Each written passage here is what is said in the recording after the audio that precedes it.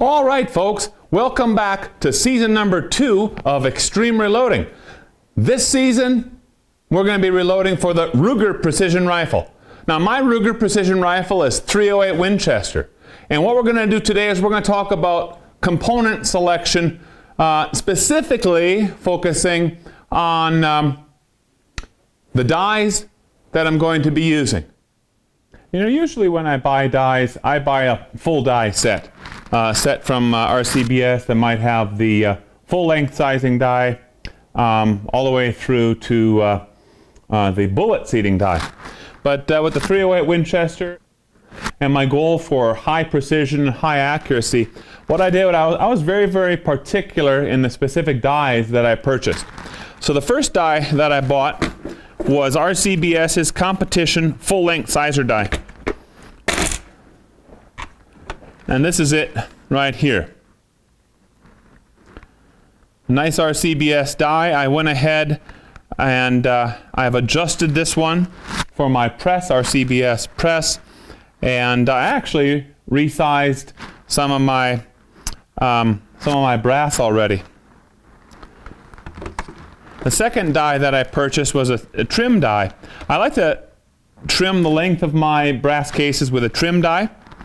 Of course, this is .308 Winchester, another RCBS, and I'm storing it right here. For my neck sizing die, I searched quite a bit for this. RCBS seems to make a pretty nice one. Hornady seems to really make a very, very nice one. Might be a little bit complicated setup. I don't know. I didn't go with that one. What I did is I went with Forstner. This is a Forstner .308 Winchester precision bench rest neck sizing die. What I'm going to do is I'm going to full length resize each of these pieces of brass first time through, and then I'm going to run them through the neck sizing die.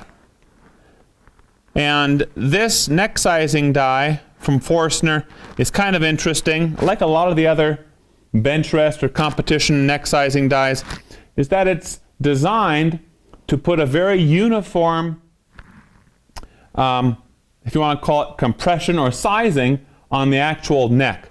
So that the neck of those cases has a very consistent tension on the bullets that are seated inside. So neck tension can be pretty important to achieving just that little bit more, little bit better accuracy from your bullets. The idea being that a consistent neck tension will allow a very consistent release of that bullet. As the pressures build and that brass expands, the bullet should be releasing in a very consistent way, shot after shot. So I'm going to give this Forstner bench rest die a shot on that. The last die that I purchased is a Redding. This is a competition bullet seating die. This is the exact same type of die that I selected for my .243 Winchester, and it has proven to be extremely valuable and an extremely excellent seating die. So this is the key right here, is this, I'll call it micrometer on the top. Now, again, I don't worry about what all these individual numbers mean. They aren't set up, in my case, I don't set those up to be specific inches or anything like that for combined overall length. But I do make note that certain bullets are seated at a certain index on this die, and other bullets are seated at another index. So we're going to be trying different bullet seating depths into the case. Obviously, then it'll be different combined overall lengths.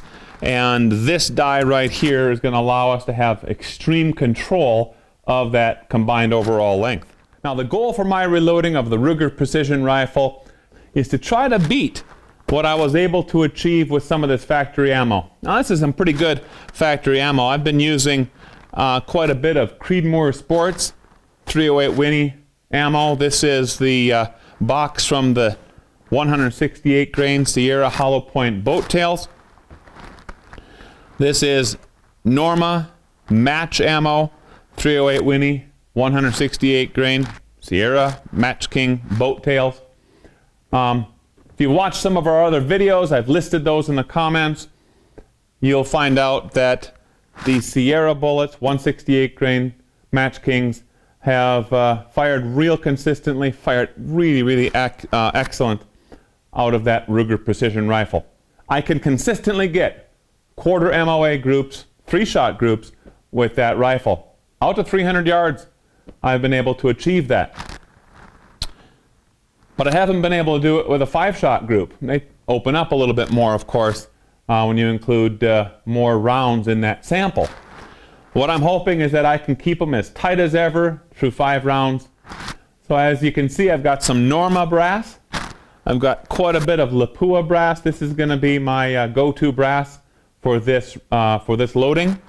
Nothing wrong with Norma, but I simply have more Lapua brass, and I've had really excellent results with Lapua brass.